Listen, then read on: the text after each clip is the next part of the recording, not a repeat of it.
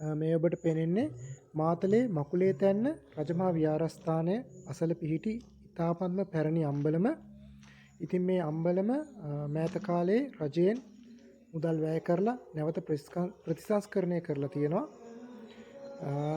ඉතින් මේ මනරම් පරිසරයක පිහිටි මේ අම්බලම මීට දින කිහිපයකට විතර ප්‍රථම ක්‍රියානතුරක් නිසා විනාශයට පත් වුණා. ඉතින් මම මේ වීඩියෝ එක අවසානයේදී ඔබට පෙන්වන්න මේ ක්‍රියානතුරෙන් විනාශ වුණාට පස්සේ මම අන්තර්ජාලය ඔස්සේ ලබාගත් ඡායාරූප කිහිපයක්.